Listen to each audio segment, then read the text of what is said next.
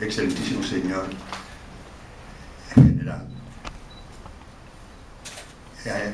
autoridades civiles y militares, amigos del país, señoras y señores. Me acompañan en la mesa Monseñor Francisco Cáceres Andreu, obispo de la diócesis de Canarias, el reverendo don Julio Sánchez Rodríguez y el doctor en Historia del Arte don Juan Alejandro Lorenzo Lima, que hará la presentación del libro Estudios sobre Viera, Religión, Familia, Iconografía y Emblemática. Magnífico trabajo escrito por don Julio Sánchez Rodríguez, don Carlos Gaviño de Franchi y don Juan Gómez Pamo Guerra del Río.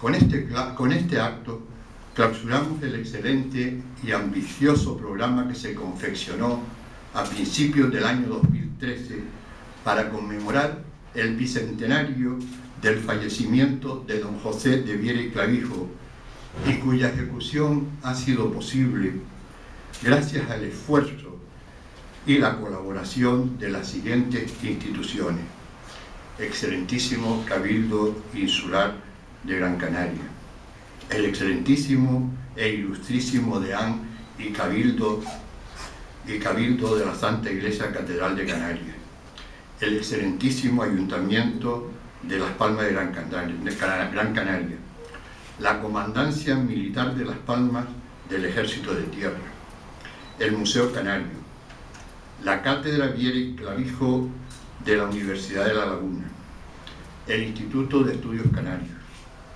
la Universidad de Las Palmas de Gran Canaria y esta Real Sociedad Económica de Amigos del País de Gran Canaria, que es donde se abrió y hoy se culmina este ciclo.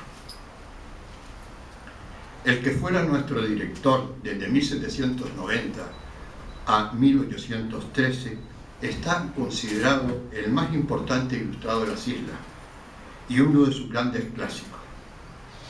Pero entendemos que la historia no ha sido justa con este hombre de ciencia y de iglesia, y que en equidad le corresponde ocupar un destacado lugar entre las figuras nacionales de su época. Para lograr este objetivo seguimos trabajando y en fechas próximas mantendremos contacto con la Real Academia de Historia y la Secretaría de Estado de Cultura. Para la presentación del libro Estudios sobre Viera, Religión, Familia, Iconografía y Emblemática, tiene la palabra el doctor en Historia del Arte, don Juan Alejandro Lorenzo de Lima.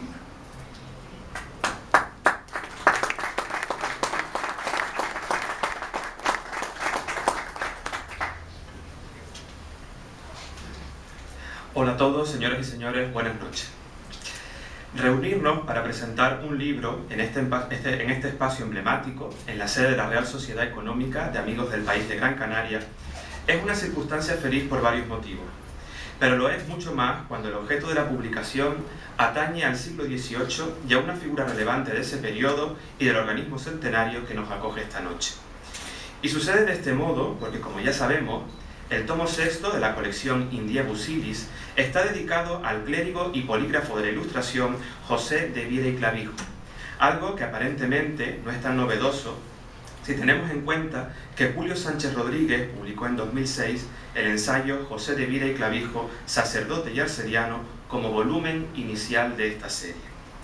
Sin embargo, a diferencia de aquel primer libro, el que nos ocupa ahora es un trabajo de mayor extensión, escrito por varios autores que persiguen un objetivo distinto: posibilitar nuevos comentarios en torno a las prolíficas noticias de la historia general de las islas de Canarias, la ascendencia de los Viera y los Clavijo y el influjo posterior de la producción literaria y de la imagen de Viera, con un planteamiento moderno, renovado, útil y sobre todo contextualizador. Además, posee el aliciente de sumarse a las publicaciones de todo tipo, conferencias, exposiciones y otras iniciativas que organismos del archipiélago han previsto durante el último año para conmemorar el bicentenario de su fallecimiento, tan variadas como heterogéneas en lo relativo a éxitos y fines. Aún es pronto para calibrar el alcance de dicho bagaje cultural, pero lo que sí queda claro, o al menos se percibe ahora con objetividad, es que tal efeméride ha devuelto actualidad a Viera y Clavijo con un sentido amplio y diverso.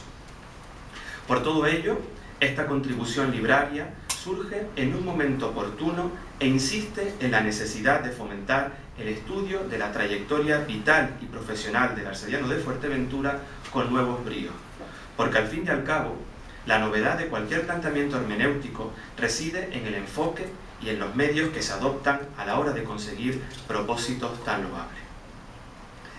En esa circunstancia radica un primer acierto de la publicación que nos compete, ya que sus autores han sabido aunar la tradición historiográfica con nuevos hallazgos e interpretaciones sobre hechos puntuales de la producción y el influjo de Viera. Desde esta perspectiva, el libro es un compendio múltiple y miscelánico, como lo fueron en realidad el bagaje y la inquietud del intelectual que se esconde en sus páginas y es analizado con planteamientos que aunan las bondades del juicio crítico, la revisión bibliográfica, aportes documentales y el ineludible y siempre fructífero análisis iconográfico. Más allá de las contribuciones documentales o de novedades concretas, este hecho es otra medida a tener en cuenta, porque otorga un atractivo notable a lecturas y explicaciones que asocian lo mejor de la historiografía previa con nuevas propuestas de investigación y estudio. Sin embargo, en honor a la verdad, el libro Estudio sobre Viera es algo más que eso. En él se dan cita todo tipo de noticias y hallazgos que abren nuevas posibilidades de análisis, tal vez insospechadas ahora, pero que más adelante podrán convertirse en otros trabajos de igual alcance y consideración. Ello explica que más que un libro cerrado y concluyente, sea una propuesta amplia y panorámica, donde sus autores sugieren más de lo que exponen, recurriendo a premisas indispensables para una edición de su naturaleza: hacer ciencia sin olvidar la difusión del conocimiento y tener como pauta común la calidad argumental, una literatura amena y la sencillez de una exposición que aúna todo tipo de datos, imágenes y comentarios en síntesis, en apretada síntesis. No cabe duda de que José de Viera y Clavijo es uno de los intelectuales canarios mejor conocidos y estudiados, cuya trayectoria además podemos rastrear a través de todo tipo de fuentes. Él mismo era consciente de ese hecho y en la vejez nos legaría unas impagables memorias de su vida literaria, siendo en verdad el colofón de una existencia que el propio Viera se encargó de relatar a través de completísimos y amenos diarios de viaje, el intercambio epistolar, varios manuscritos y algún que otro ensayo con tinte autobiográfico.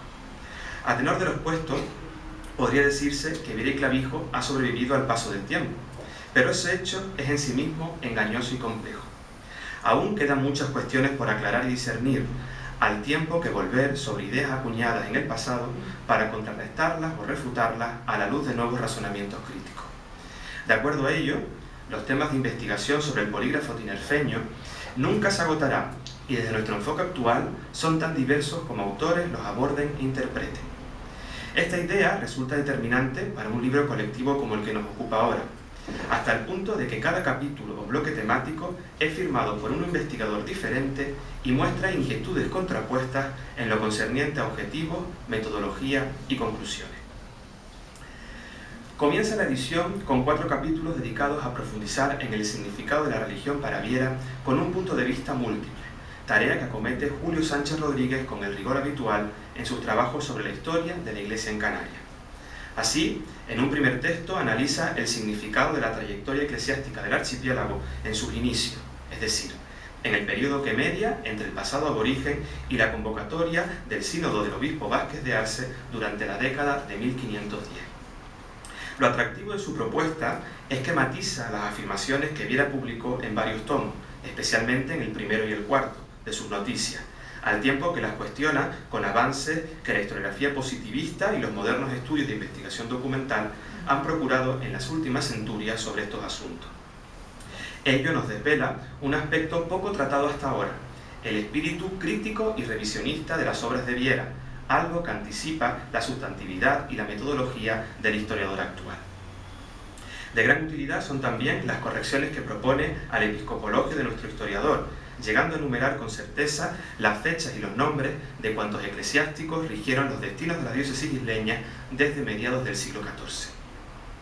Gran parte de las aportaciones de este primer bloque se centran en el capítulo segundo, donde el mismo investigador estudia el protagonismo ineludible de Viera a la hora de renovar la oratoria sagrada en Canarias, algo que habían insinuado historiadores previos como Rodríguez Moure o Rodríguez Batllori.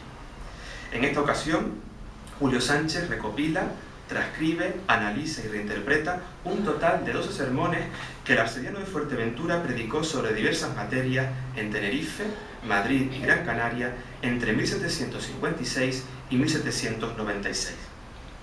Tal y como previene sus comentarios, en ellos queda patente la inquietud de un clérigo culto y preparado, que tuvo un gran dominio de la palabra y recursos válidos para imbuirse de principios acordes a la religiosidad popular de su tiempo o al más exacerbado catolicismo de las luces. No debe obviarse que Viera tuvo un prestigio notable como orador allí donde vivió, y que al margen de los problemas que la acarrearía una amonestación del Santo Oficio en 1756, subió al púlpito para leer toda clase de sermones bajo un lenguaje claro, rico en citas bíblicas y convincente por la forma en que transmitía los asuntos a tratar. Ese hecho determina que el capítulo tercero de la publicación contenga una transcripción comentada del prólogo que nuestro arcediano dedicó a su propia traducción del Tratado de la Doctrina Cristiana y Ortodoxa, obra de 1703 publicada en París por Rugelier y Pan. Aunque ya era conocida y se había citado en trabajos previos de Infante Florido, Sánchez Rodríguez reproduce la única obra conocida y copia de este texto perdido de Viera, y le concede el protagonismo que tiene y debió tener después de su redacción en 1768.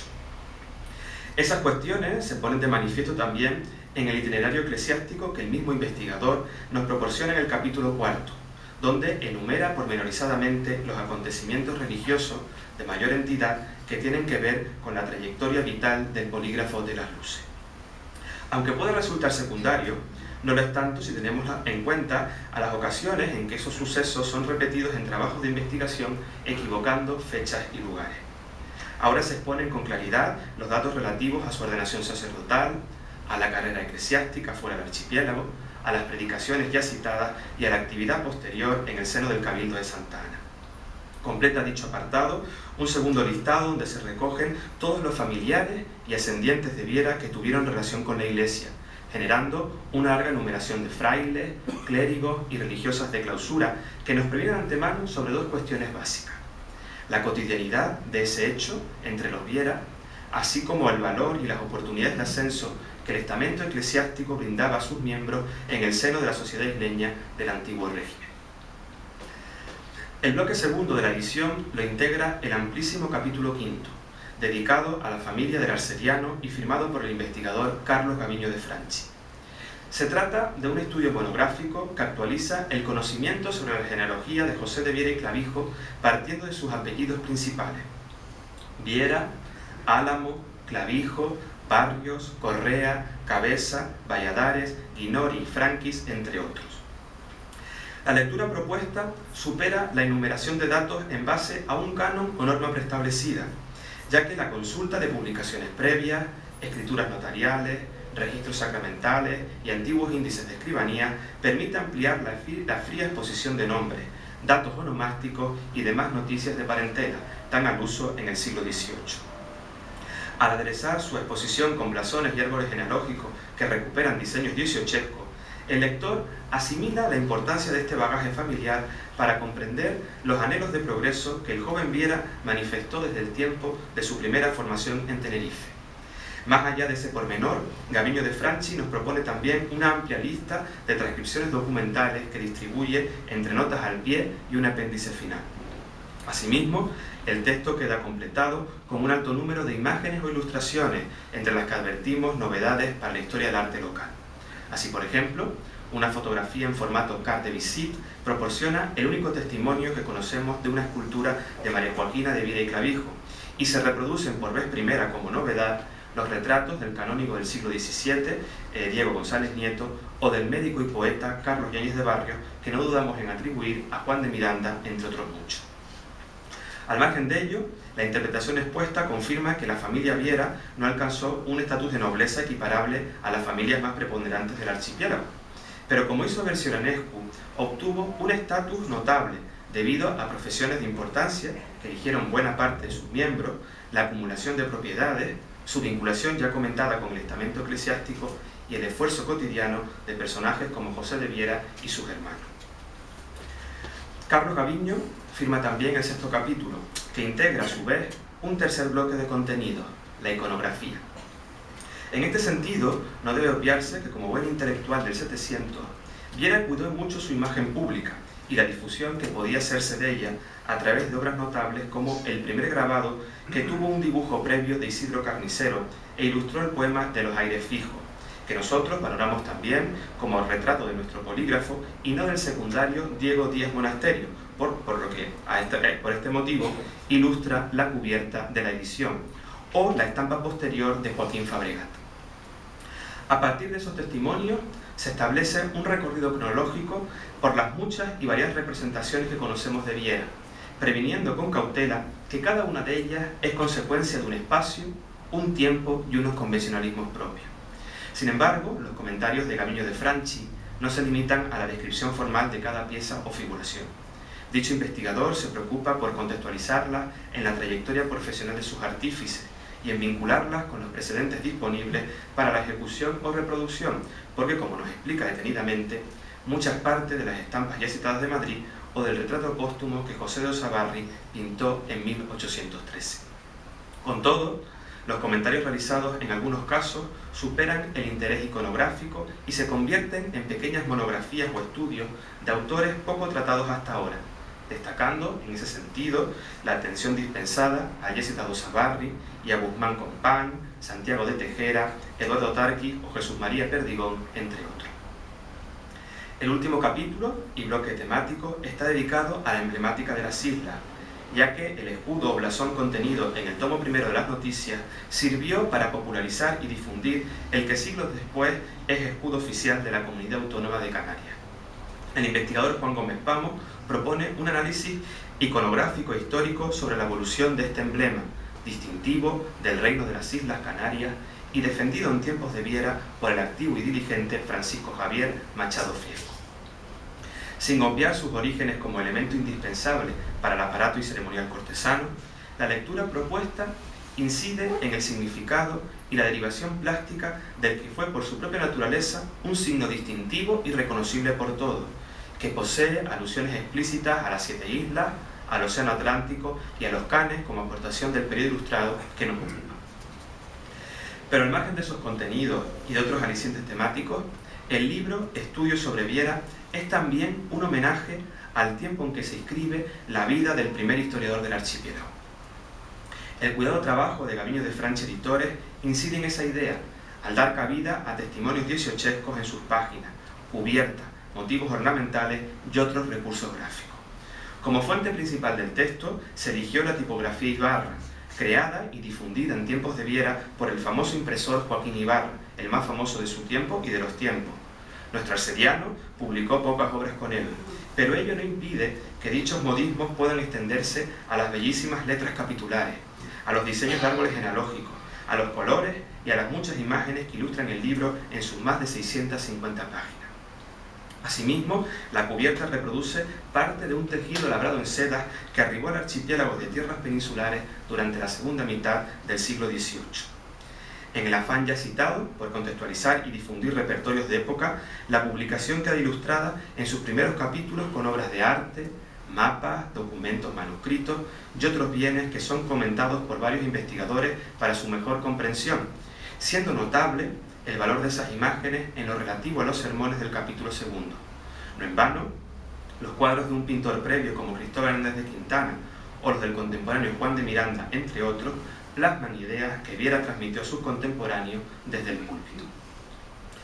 Tal y como puede deducirse a estas alturas y con un simple vistazo de la edición, el trabajo presentado es consecuencia de un esfuerzo colectivo y como tal debemos apreciarlo, al constituirse en realidad por una suma de aportaciones que arroja algo de luz sobre aspectos muy concretos de la existencia y del influjo que tuvo, tiene y seguirá teniendo el autor más prolífico de ilustración en Canarias. Nunca mejor dicho, este libro le tributa un homenaje después de que se cumplieran 200 años de su fallecimiento y aspira a que la labor de tan ilustre polígrafo no caiga en el olvido, ya que al contrario, con iniciativas de esta naturaleza, su legado vital y literario se perpetúa en el tiempo, es asequible para todos y permanece más vivo que nunca. Solo queda esperar que suceda así generación tras generación, porque en honor a la verdad, estudios sobre Viera, religión, familia, iconografía y emblemática es una contribución que persigue ese fin. Muchas gracias por su atención y buenas noches.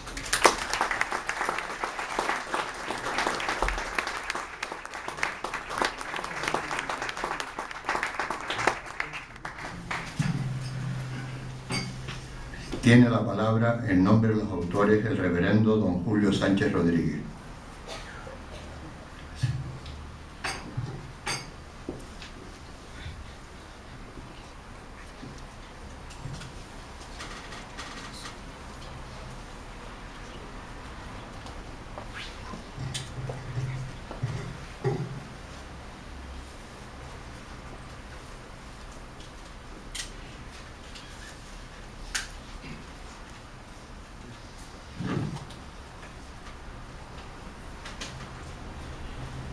Señoras y señores, amigos todos. En primer lugar, quiero decir que en esta mi intervención hablo en nombre de los coautores de este nuevo libro, don Carlos Gaviño de Franchi y don Juan Gómez Pamo y Guerra del Río, que están aquí a mi derecha. Gracias, Juan Alejandro, por tu presentación. Ha sido una exposición concisa y excelente sobre el contenido polivalente de esta obra, digna de nuestro aplauso y elogio. No en vano ha participado activamente en ella como coordinador científico y en los comentarios artísticos de gran parte de las ilustraciones. Agradezco también la colaboración de los investigadores y estudiosos del arte Pablo Amador Marrero, Manuel Jesús Hernández González, Jesús Pérez Morera, Manuel Ramírez Sánchez y Carlos Rodríguez Morales, y en la sección documental Carlos Benítez Izquierdo, Alejandro Martín Pereira, Ana María Quesada Acosta, Miguel Rodríguez y Díaz de Quintana y Eduardo Salva González. No es la primera vez que yo publico un libro en colaboración con otros autores. Mi primer libro, Arvejales, lo escribí con don Vicente Hernández Jiménez, el recordado cronista de terror, en 1995. El segundo libro, Obispo de Canarias y Rubicón, con el querido don Santiago Cazorla León, canónigo penitenciario de la Catedral, en 1997. También participé con varios autores en el libro El Rancho de Ánimas de Arvejales Terror, y en el año 2011 publiqué El Testamento de Antón Cerezo con don Enrique Pérez Herrero y don Juan Gómez Pamo y Guerra del Río. Pero tengo que confesar que el libro que presentamos hoy, Estudios sobre Viera, Religión, Familia, Iconografía, Emblemática, ha sido un trabajo ímprobo, con un rico contenido y una edición elegante y novedosa que no hubiese sido posible sin la confluencia de proyectos y voluntades en un mismo objetivo. En principio, yo tenía la intención de publicar mi estudio sobre la religión y los sermones de Viera y Clavijo, como complemento a mi anterior libro de 2006, José de Viera y Clavijo, sacerdote y arseniano.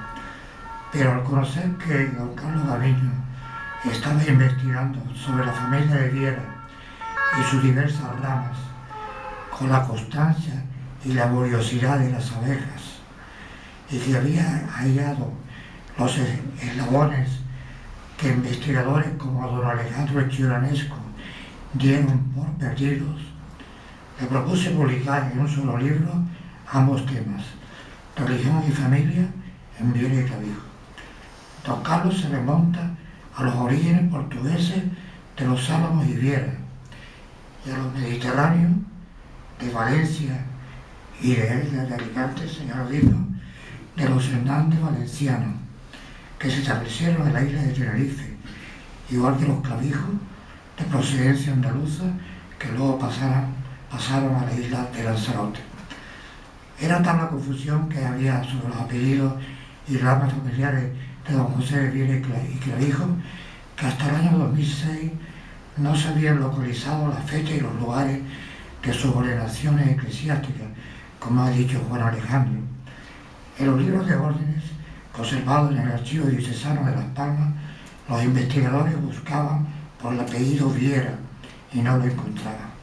Tuve la intuición de mirar por el apellido Álamo, el primero de su padre, y afortunadamente hallé los datos de su ordenación de su diácono y presbiterado, conferidos las tres en el oratorio del Palacio Episcopal de Las Palmas de Gran Canaria en los años 1753, 1755 y 1756 respectivamente, impartidas por el obispo Fray Vicente Morán. Todos los detalles de las ordenaciones fueron publicadas en el libro anteriormente citado, José de Viera y Clavijo, sacerdote y arcediano, y ahora recordado nuevamente en este libro que presentamos. El pasado mes de febrero se descubrió en el patio del Palacio Episcopal una lápida conmemorativa de aquellos acontecimientos. Ha sido para mí muy gratificante que se conocieran estos hechos tan significativos en la biografía de nuestro sacerdote ilustrado. Quisiera también aclarar que la tonsura y las órdenes menores las recibió el adolescente José Viera de manos del obispo Juan Francisco Guillén en la parroquia de los Remedios de la Laguna el 1 de abril de 1745, a los 13 años de edad, y no a los 18 años, como afirma Churanesco.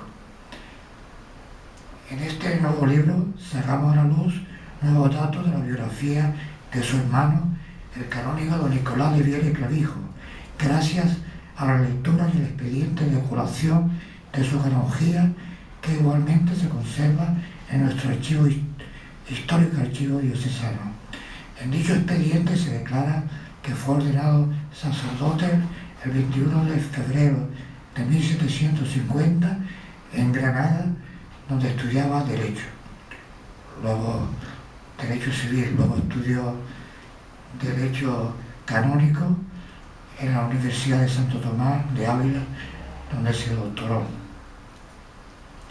Y también han aparecido las órdenes del hermano menor de ambos, Fray Andrés de Viera y Clavijo, del que solo se sabía que había profesado como dominico en el convento de la Laguna, pero no sus órdenes. Los datos los hallé en el libro de órdenes del obispo Delgado y Venegas.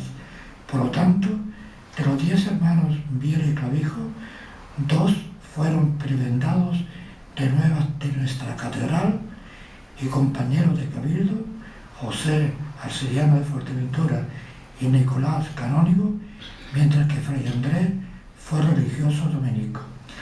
Recordemos que don Gabriel del Álamo Viera, el padre de José Viera y Clavijo, casó 2 veces, contrajo matrimonio primeramente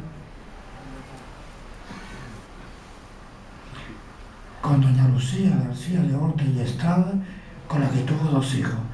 Al fallecer esta, casó en segunda nupcia con doña María Antonia de Clavijo, con la que tuvo 10 hijos, entre ellos Nicolás, José y Andrés.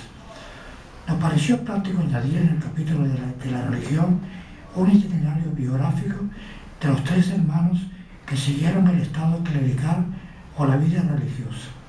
Como nos pareció positivo para darnos cuenta del ambiente religioso en que se formaron los Viera y Clavijo, añadir al final de la primera parte la semblanza de todos los familiares y parientes que fueron sacerdotes seculares, religiosos y religiosas, localizados en las investigaciones de don Carlos Gaviño y en las mías propias en el archivo diocesano y en el archivo de la Catedral de Cádiz. Son en total 49. Hay religiosos agustinos, dominicos y franciscanos, religiosas clarisas y sobre todo clérigos seculares. Destacan los apellidados Armas, Barrio, Clavijo, Correa, Viera y Álava. 3 tíos de los hermanos Viera y Clavijo fueron sacerdotes, 2 ejercieron en Tenerife y el tercero en Cádiz, como cura regente del sagrario de la catedral y encargado de la iglesia de San Lorenzo de aquella ciudad andaluza. Y para que continuase la tradición clerical, el sobrino Luis Cabeza y Viera fue sacerdote y cura de Santa Úrsula en Tenerife, a quien el arcediano José Viera y Clavijo, su tío, dejó en su testamento algunas alhajas personales. Y entre los más antiguos antepasados parientes por la rama de los Clavijos, debemos destacar al jesuita San José Ganchieta, natural de La Laguna, recientemente canonizado. Su madre se llamaba Mencía Díaz de Clavijo y Llarena. Por lo tanto, en esta familia ya hay un santo también. Volvamos a la génesis del libro. Al capítulo de la familia se añadió la iconografía, grabados, retratos y esculturas que el propio don Carlos fue recopilando y que hasta ahora se había estudiado solo de forma dispersa. Cada retrato, escultura, grabado o dibujo tiene su capítulo, en el que se estudia la obra y al autor. Entre los retratos mencionamos los 2 que se ponen hoy en este salón de actos. El pintado por Santiago Tejera de Quesada en 1914, un año después de la muerte del arcediano, propiedad de esta sociedad económica, que contemplamos colgado en la pared a la derecha de ustedes, el primero, y luego también está expuesto en el caballete el pintado por Tomás Gómez Bosch, que vemos en el trípode que realizó en 1934 por encargo de don Juan Milián Cabrera, director del desaparecido Colegio Viera y Clavijo de Las Palmas de Gran Canaria, y padre de don Gonzalo Melián García, que preside hoy esta mesa y que ha tenido la gentileza de traerlo y exponerlo en este acto. Por supuesto que don Carlos dedica un capítulo al retrato de José Osabarri, último realizado en vida del arcediano, que se expone en la sacristía alta de la catedral. En el gabinete literario podemos ver una copia del pintado por Osabarri que realizó Pilar de Lugo y Eduardo hacia 1847. Se incluye también el dibujo que hizo José Mayor y Lorenzo en 1931 y los retratos modernistas de Pepe Dámaso y Alejandro Reino. También están, por supuesto, los diversos bustos que hay en la ciudad.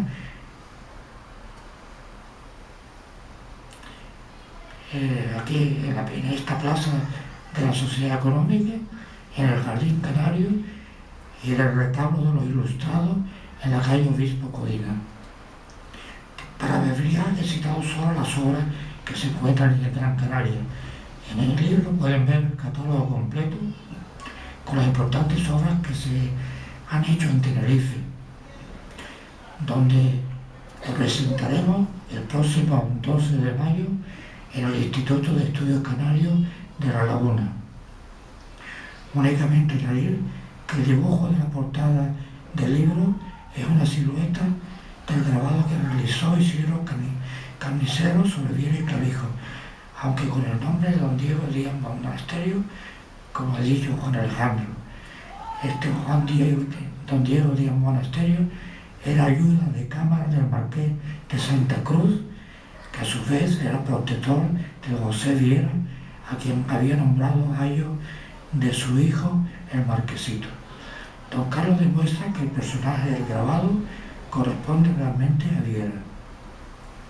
Finalmente, con el precioso colofón de este libro, invitamos a don Juan Gómez Pamo a unirse a nuestro proyecto aportando su interesante y documentado estudio sobre el escudo de Canarias que diseñó el polígrafo Viera y que algunas personas con alta responsabilidad política, en su ignorancia habían desdeñado.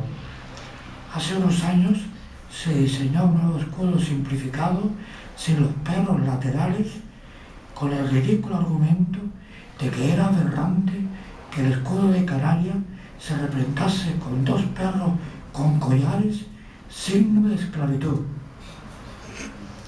El estudio de Daubat es exhaustivo y sugerente, exponiendo las diversas formas y adaptaciones de nuestro escudo en más de 30 ilustraciones.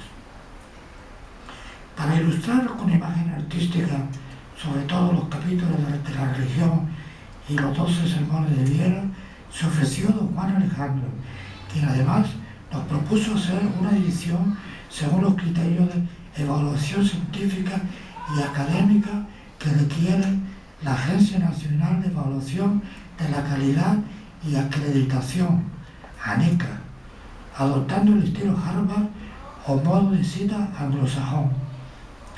A este viejo de 74 años que les habla, le desconcertó al principio la novedad.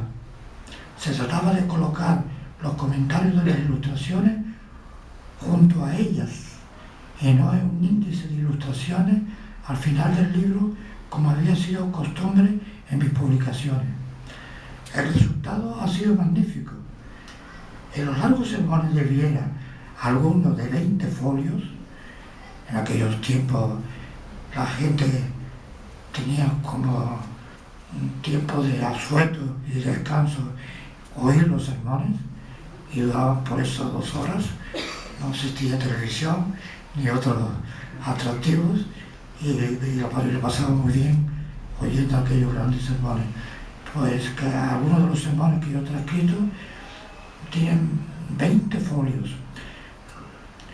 Pues en esos largos sermones, los comentarios de las ilustraciones encuadradas en color ahuesado sirven de descanso y reflexión al lector para que el sermón se haga pesado. Aparece una ilustración relacionada con el sermón y explicado el sentido artístico de esa ilustración.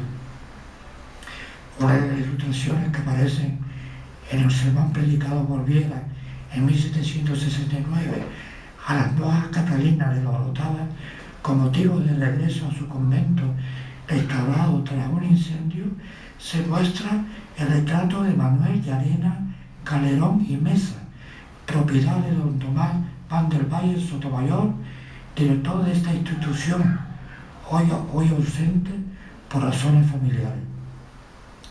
El interés del cuadro radica en el paisaje de fondo, donde apreciamos el monasterio de la monja dominica, donde había predicado Viera 12 años antes. 3 de los sermones publicados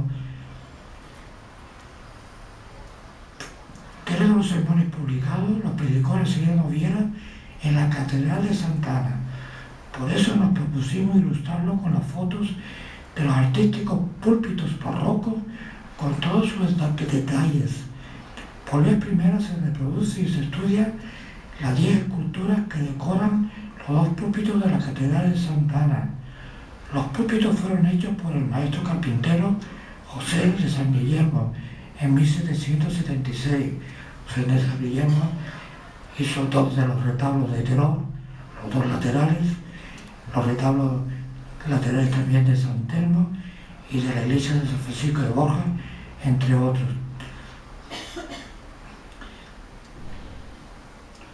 Las 10 esculturas que los decoran fueron realizadas en Sevilla, probablemente en el taller del artista portugués Cayetano da Costa, según el estudio realizado por el profesor de arte de la Universidad de Sevilla, el palmero don Francisco Herrera.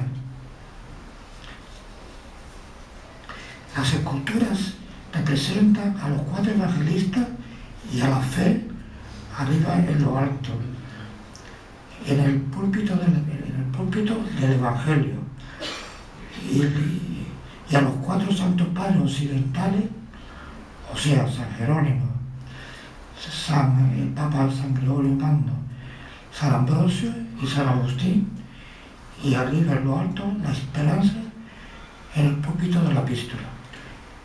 No sabemos en cuál de los dos predicó Viera sus sermones, pero solía ser, si estaba el obispo presente, como el obispo se sentaba en el presbiterio a la derecha, el predicador tenía que estar en el púlpito del lado contrario para que el obispo, para que no le diera la espalda al obispo, porque si predicaba desde el Evangelio, daba la espalda al obispo.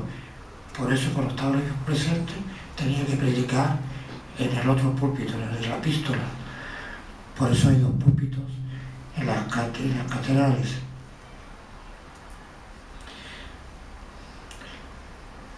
Pero parece que estudiaba los dos púlpitos en el libro y la fotografía de los detalles de cada una de las esculturas.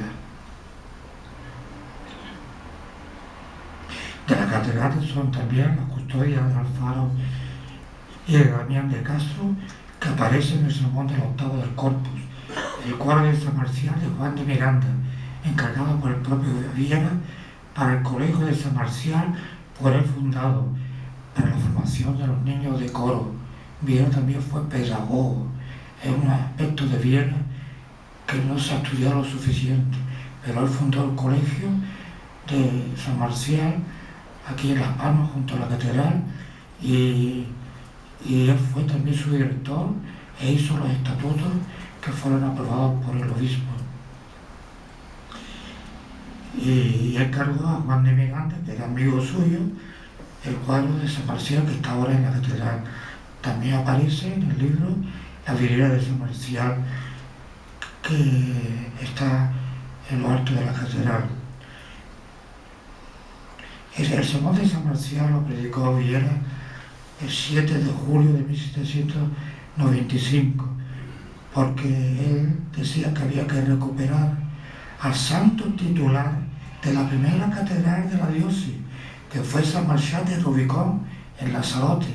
Allí se fundó en 1404 la primera catedral de la diócesis y allí fue la sede de los primeros obispos, hasta que en 1783 ya Juan de Fría trasladó la diócesis aquí a la ciudad de Las Palmas, al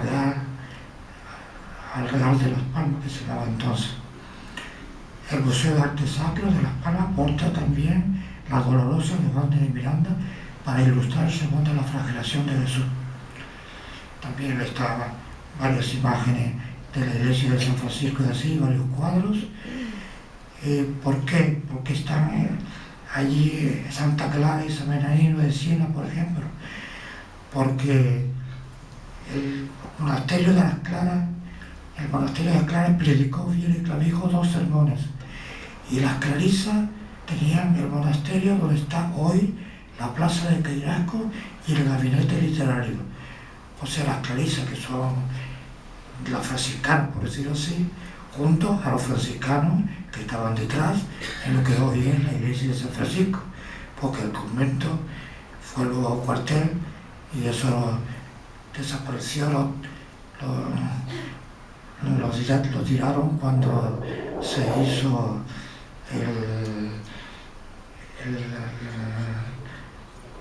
el conservatorio de música, pero allí fue que tuvo el convento de los franciscanos. Pero las clarisas estaban cerca y donde fue también, estuvo la casa y el jardín de Queirasco donde hacía sus tertulias. Y por eso esas imágenes pasaron con la desamortización a la iglesia de San Francisco. También las imágenes que estaban en el monasterio de la Bernarda Descalza, que estaba donde estaba el Museo Canario, que también se desamortizó, que las herederas son la monja del Cister de Teror, que el obispo Pozuelo recuperó el monasterio fundando en Teror. Esas imágenes de San Ildefonso y de San Benito se conservan. lo mismo que el retrato de Cámara y Burga, el fundador del monasterio de la Bernarda de Casa, se conserva en el sitio de Terror. Y de Terror también de la iglesia están las vidrieras de la Asunción de la Virgen y de la Coronación de María en el sermón de la gloriosa Asunción de la Virgen María. No olvidemos que también aparece la imagen, dos imágenes de San Antonio de Padua, la de Telde y la de San Francisco, de las que yo publiqué un libro, porque el autor fue Miguel Gil Suárez.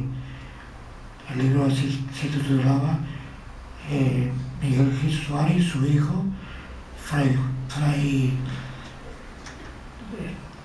Marcos Gil, que era dominico, que también era escultor. Padre e hijo trabajaron juntos.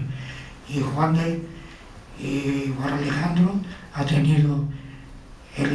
un estudio en la que ha demostrado que la imagen de San Antonio de Padua, de San Francisco, del Puerto de la Cruz, de San Antonio de Padua, también es de Miguel Gil Suárez. Por lo tanto, ya hay tres imágenes de este autor que nació en Moya, pero tuvo el taller en Triana. Ya diremos ahora el problema que tuvo Viera de joven con ese sermón de San Antonio de Padua en el Puerto de la Cruz. El mismo criterio se ha seguido en el capítulo de la familia, escrito por Carlos Gaviño, con la genealogía de los diferentes apellidos relacionados con la familia de Viera. Las ilustraciones con escudos, retratos, elegantes árboles genealógicos y firmas permiten que el lector no se pierda ni se canse entre los innumerables nombres y apellidos de las diversas ramas familiares. Quisiera decir unas breves consideraciones de los sermones de Viera y Clavijo que se publican por vez primera. Los 12 sermones panegíricos se han transcrito íntegramente, todos ellos, el de San Ildefonso y el de la Asunción de María, son manuscritos originales, escritos por Viera, con la letra de Viera, que se conserva en la Sociedad Económica de Amigos del País de la Laguna en Tenerife. 8 son copias de Pereira Pacheco, que se conserva en la Biblioteca Municipal de Santa Cruz de Tenerife, y en el Museo Canario se conserva 3. Uno de ellos es copia del original del sermón de San Ildefonso. O sea que de San Ildefonso está el sermón original de Viera y la copia. Es el único sermón en el que está la copia y el original. De los sermones publicados, 3 los predicó en Tenerife, otros 3 en Madrid y 6 en las Palmas de Gran Canaria. 3 en la catedral, 2 en el monasterio de las Clarisas y 1 en el monasterio de las Bernardas Descalzas. Los sermones de Viera serán imprescindibles para estudiar más profundamente su literatura, oratoria, teología y su conocimiento bíblico y patrístico. Yo he disfrutado en su transcripción, pero también he quedado desconcertado. Su capacidad de adaptación al auditorio es admirable. Su estilo es sencillo y ameno, propio del ilustrado. A veces usa el lenguaje directo con los oyentes, mediante preguntas, y no falta en ocasiones su fina ironía. Hay sermones de gran profundidad teológica, como el de la octava del Corpus de 1795, predicado en la catedral, en el que expresa con precisión la doctrina del Concilio de Trento sobre el sacramento de la Eucaristía. Aquellos que obsesivamente buscan algún desliz herético en Viera, sin haber leído su obra, sino basada en sus posiciones, les será suficiente con leer detenidamente y sin prejuicio este y el resto de sermones para que desistan de su inútil empeño. Lo mismo decimos acerca del sermón de la Asunción de la Virgen María, predicado en la catedral el 15 de agosto de 1796, una gran lección de Mariología. Otro sermón de gran profundidad fue predicado en la iglesia de San Cayetano de Madrid en 1783 al Consejo Real y Supremo de Hacienda, quizás el más comprometido que predicó en su vida. El Consejo Real y Supremo de Hacienda, para que vean ustedes la fama que tenía Viera en Madrid. Es una apología de la Iglesia Católica, ese sermón. Defiende con serios argumentos la necesidad de que se conozca y se practique la religión y moral católica para que los funcionarios públicos sean equitativos en la aplicación de la justicia y honestos en la administración de la hacienda. Un sermón que tiene plena actualidad. No me resisto a citar este párrafo que leemos en el exordio o prólogo de este importante sermón. Dice Viera: yo bien sé, y no lo digo sin dolor ni vergüenza, yo bien sé que no solo la hipocresía de los pontífices y fariseos, que no solo el orgullo de los filósofos gentiles, sino que también la crítica de algunos filósofos modernos, engreídos de su genio y elocuencia, han blasfemado contra la religión cristiana, haciéndola de inferior condición al paganismo y calificándola de dañosa a la prosperidad de los estados. Sin duda, está aludiendo a Voltaire, que había escrito que las religiones eran fuente de fanatismos, y a los autores de la enciclopedia francesa que él había leído y adquirido con licencia del Papa Pío VI en la audiencia privada que le concedió el 15 de junio de 1780, por estar esos libros incluidos en el índice de libros prohibidos. Ahora díganme ustedes dónde está el Viera, rebelde contra las normas de la Iglesia, volteriano, luterano, ansenista y galicano, que de todo ello se ha acusado a don José de Viera y Clavijo. El sermón de la flagelación de Jesús atado a la columna, predicado en Tenerife en 1770, y el de la mujer pecadora o Magdalena, predicado en el convento de la Encarnación de Madrid en 1782, están ungidos de unos sentimientos que invitan a la meditación y compulsión. En el primero, Viera tomó como referencia argumental la columna, signo de Jesucristo y de María, columna de la Iglesia. Está ilustrado con las hermosas imágenes de Jesús atado a la columna, de los remedios de la Laguna y de San Juan de la Orotava, con 3 pinturas de Juan de Miranda y una moderna de Avellaneda, que está en la ermita de la capilla de San Blas, junto a la iglesia de Santo Domingo. El sermón de la mujer pecadora o de la Magdalena está ilustrado con el precioso cuadro del mismo nombre, pintado también por Juan de Miranda, que se expone en el Museo de Arte Sacro de Teguise, en Lanzarote, que es de colección particular. Viendo los detalles de cada uno de los 3 personajes, da la impresión que Viera se inspiró en él para redactar su sermón. La descripción de las actitudes del fariseo, de la mujer pecadora y de Jesús tiene mucho de psicología, pero sobre todo contrapone el comportamiento hipócrita del fariseo y la sensibilidad y arrepentimiento de la mujer pecadora, a quien Jesús acoge con amor y misericordia, al mismo tiempo que recrimina al fariseo. En los sermones a las monjas de los conventos de las Catalinas de la Orotava y de las Clarisas y de la Bernarda de las Palmas, Viera ensalza la heroicidad y mérito de la vida contemplativa en contraposición con la vida mundana.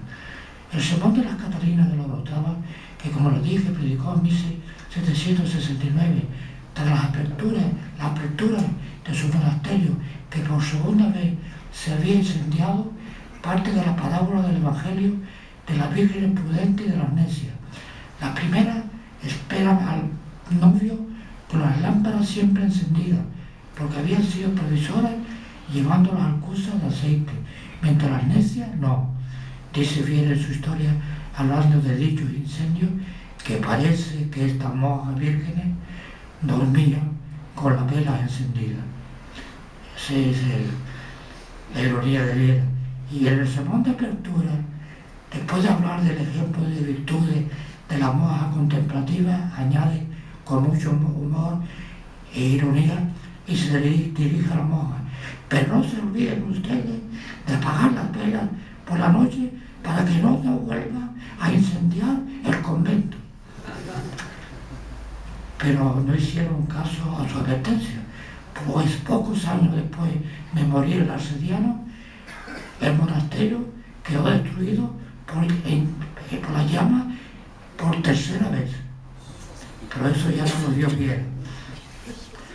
Está por escribirse un libro sobre la ironía de Viera, que se manifiesta en la semisonrisa socarrona de algunos de sus retratos. El vicario de la Laguna decía de él que era una persona de semblante despierto y festivo, de modo que habla con aire de risa. Esto lo dice el informe al obispo Morán, al que habían llegado quejas de algunas personas devotas de la ciudad de La Laguna, porque el sacerdote Viera solía reírse en la iglesia de los aspavientos y frases retóricas de los frailes predicadores, al estilo de Fray Gerundio de Campasa, personaje novelado por el jesuita Padre Isla, que tanto irritó a las órdenes religiosas. No obstante, el predicador Viera supo adaptarse, estoy terminando, por favor, adaptarse al sentir popular de sus tradiciones, de las tradiciones del pueblo, respetándolas.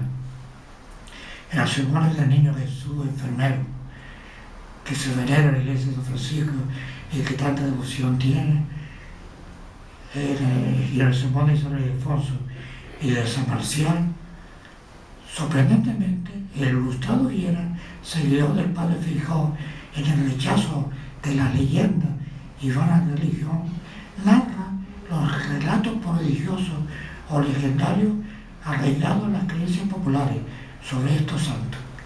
O sea que Viera sabía adaptarse al público y se estaba con público sencillo, y el público sencillo creía en esas leyendas, él también se las recordaba.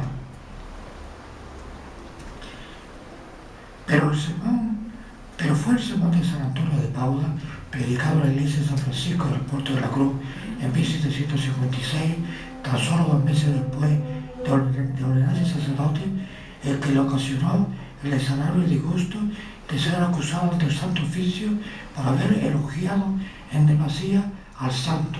Su frase textual había sido: San Antonio excedió las comunes medidas que para formar los santos tuvo la Santísima Trinidad, porque San Antonio es un santo de más marca.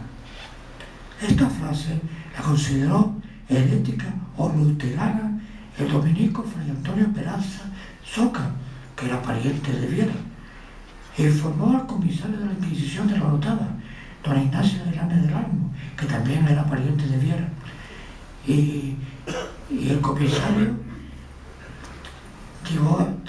envió el asunto, la denuncia, aquí a la Inquisición, que tenían su sede aquí en Las Palmas. Aunque si Las Palmas eran Canarias, para que nadie se moleste. La denuncia y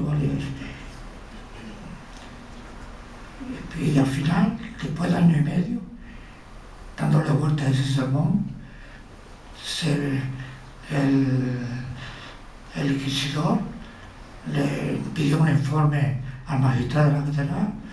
El magistrado de la catedral envió su informe y terminó todo aquello con pedirle al comisario que advirtiese, que le diese una amonestación al joven predicador Viera para que no se pasara en excesos cuando predicase sobre los santos. Pero Viera se defendió muy bien, diciendo que su sermón, más que luterano, es antiluterano, porque dice: los luteranos no veneran a los santos, ni tiene imágenes de santos. Y yo lo que he hecho es alabar a un santo. Por lo tanto, lo mío es antiguo luterano, no luterano. Pero a él le molestó que la molestase. Y se sentía herido, dice él, herido por la parte más delicada de su corazón. Yo diría, de nuestra perspectiva actual, que aquella acusación de aquel dominico fue una simplicidad y una impertinencia de un fraile dominico que no le agradó los elogios al popular santo franciscano San Antonio de Padua. 2 veces más fue acusado viera ante el Santo Oficio. En la Laguna por leer libros prohibidos, pero el vicario de la Laguna lo defendió y nada se pudo demostrar. Así que no pasó nada.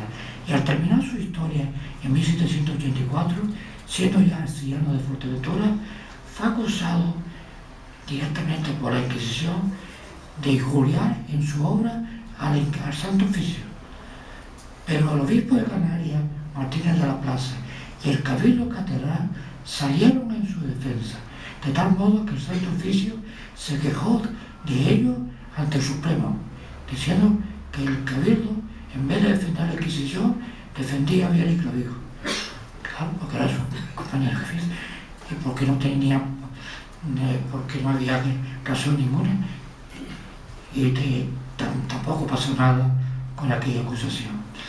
Siempre el Cabildo siempre apreció a Viera, y ahí están los elogios en las actas capitulares y todos los cargos que se le dio a Viera en la catedral, de archivero de la catedral.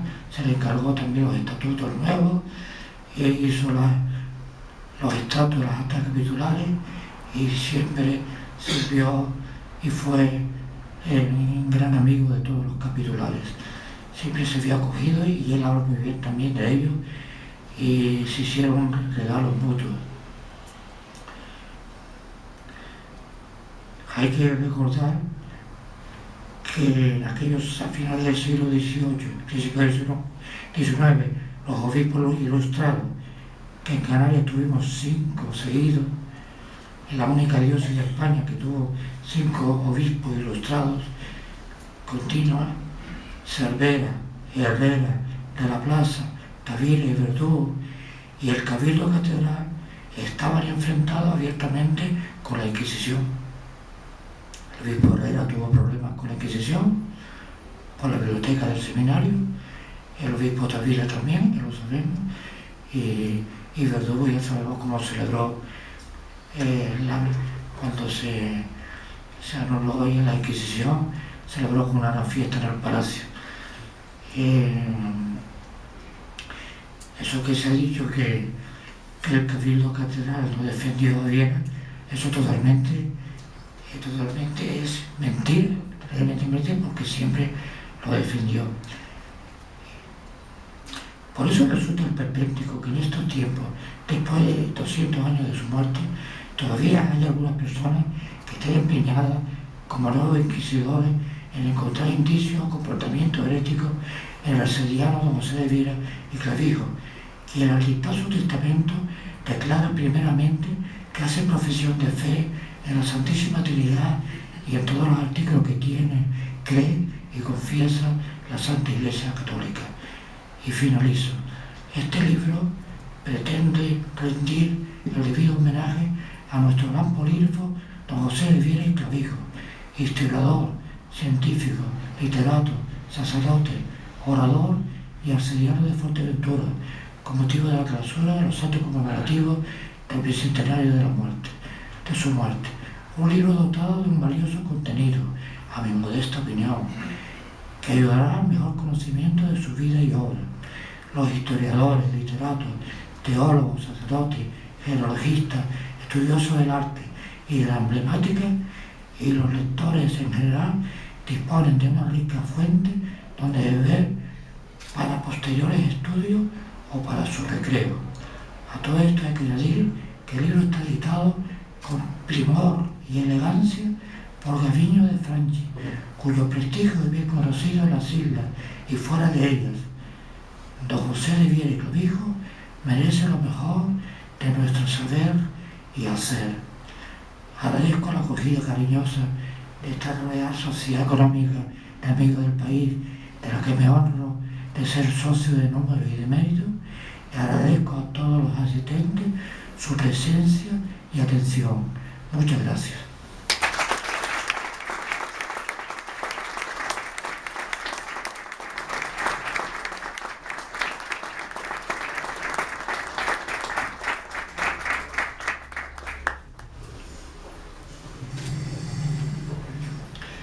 Tiene la palabra el señor obispo, don Francisco Cases Andreu, quien también, al finalizar su intervención, clausurará este acto y el ciclo dedicado a conmemorar el bicentenario del fallecimiento de don José de Viera y Clavijo.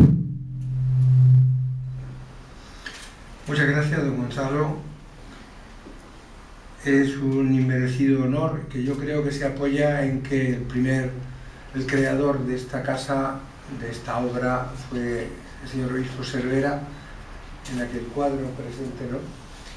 Y como fue el creador de la Sociedad Económica de Amigos del País, pues ahora al obispo le dicen que cierre el acto. Yo le decía que era más propio que lo cerrara él, porque representa al presidente de esta institución.